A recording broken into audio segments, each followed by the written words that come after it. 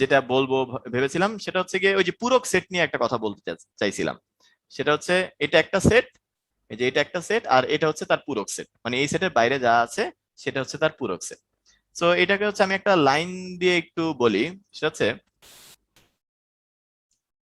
Life is not about what you are doing,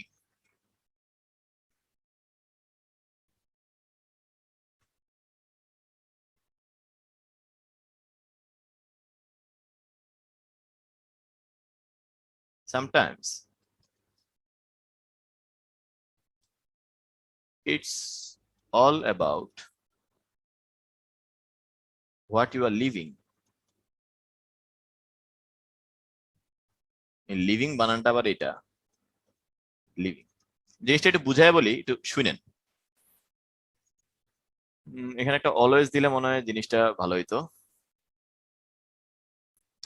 তো কথাটা মানে কি বুঝাচ্ছি, যে সবসময় জীবন ওইটা না যেটা হচ্ছে কি আমরা করি কোন একটা সার্টেন মুহূর্তে, মাঝে মাঝে আমরা কি কি ছেড়ে দেই সেটাকে প্রায়োরিটাইজ করলে একটু জিনিসপত্র আরো বেটার হইতে পারতো।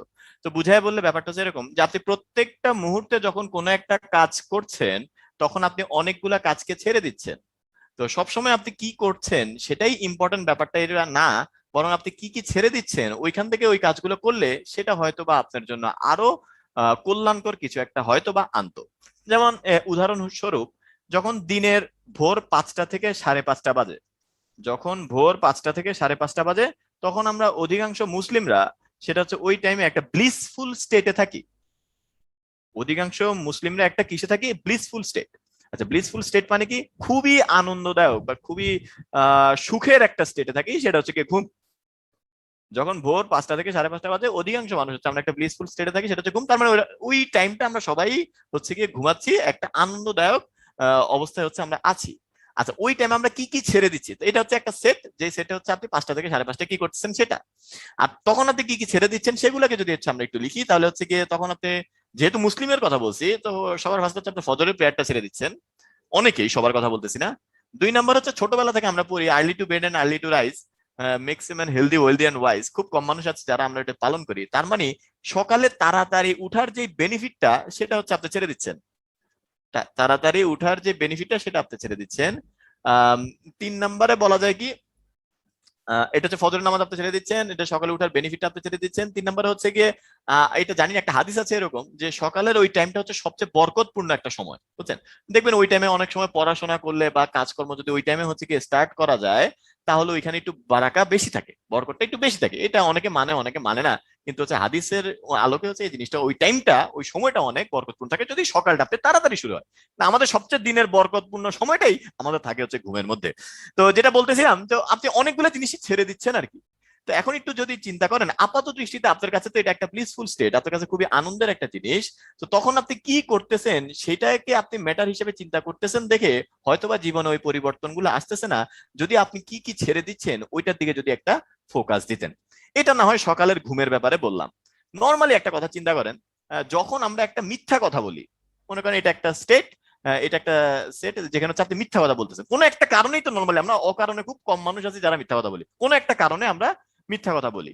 তো ওই একটা মিথ্যা কথা আমরা বলতেছি, মনে করেন কোন একটা সাময়িক দুনিয়াবি কোন একটা সাময়িক কিছু পাওয়ার জন্য একটা মিথ্যা কথা আমরা ওই টাইমে বলতেছি। তো তখন আপনি কি কি ছেড়ে দিচ্ছেন এটা নিয়ে যদি কখনো চিন্তা করেন, অনেক কি জানি বলে নড়ে চড়ে উঠতে হবে আপনার। তখন আপনি ছেড়ে দিচ্ছেন প্রথমত, আপনার হচ্ছে গিয়ে ওই যে মিথ্যা কথা বলা হচ্ছে মহাপাপ, এভাবে করে না বলে যে মিথ্যা কথা বললে জাহান্নামে যাইতে হবে এটা বললে হচ্ছে কি ভালো হইতো। তো এটা মনে করেন ধর্মের দিক দিয়ে জিনিসটা খুবই খারাপ। একটা হচ্ছে কি আপনি গুনাহ হচ্ছে অনেক বেশি। আচ্ছা, 2 নম্বর হচ্ছে গিয়ে কি, 2 নম্বর হচ্ছে আপনি নৈতিকতা বিসর্জন দিচ্ছেন। এটা অনেক বড় একটা জিনিস, এটা কোনো কিছুতে কিনা যাবে না আর কি। তো আপনি ওই টাইমে হচ্ছে নৈতিকতা বিসর্জন দিলেন। 3 নম্বর কি, 3 নম্বর হচ্ছে আপনি নিজের সাথে নিজে হিপোক্রিসি করলেন। মানে যে চোর সে নিজেও জানে চুরি করা খারাপ, যে মিথ্যা কথা বলতেছে সে নিজেও জানে হচ্ছে মিথ্যা কথা বলাটা খারাপ, কিন্তু তাও সে মিথ্যা কথা বলতেছে, তার মানে নিজের সাথে নিজে মুনাফিকি করতেছে আর কি। তো এই 3টা জিনিস যে আমি ছেড়ে দিচ্ছি জাস্ট একটা মিথ্যা কথা বলার কারণে, একটা সাময়িক কিছু পাওয়ার জন্য, সেইটার কমপ্লিমেন্ট কিন্তু এইটা। মানে এগুলো হচ্ছে আপনি এই কাজটা আপনি করতেছেন আর আপনি ছেড়ে দিচ্ছেন হচ্ছে এই কাজগুলো।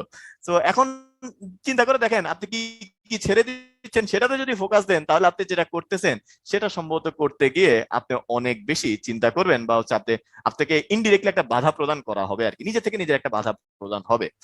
তো এটা হচ্ছে একটা দৃষ্টিভঙ্গি আর কি, যে কমপ্লিমেন্ট অফ সেট যেটা বললাম, তো আমাদের জীবনে অনেক সময় আমরা কি করতেছি সেটার চেয়ে ম্যাটার করে হচ্ছে আমরা কি কি ছেড়ে দিচ্ছি। আর যদি ফোকাসটা ওদিকে দেওয়া হয় কি কি ছেড়ে দিচ্ছেন, এটাই আসলে আমাদের জীবনটাকে ডিফাইন করে ফেলে। তো অনেক ক্ষেত্রে দেখবেন যে এভাবে চিন্তা করতে পারলে আমার মনে হয় যে কিছু কিছু জায়গায় সেলফ স্যাটিসফ্যাকশন বা হচ্ছে সেলফ স্যাটিসফ্যাকশন না, এটা হচ্ছে সেলফ পিউরিফিকেশনের জায়গাটা অনেক ক্লিয়ার হবে। আচ্ছা, তো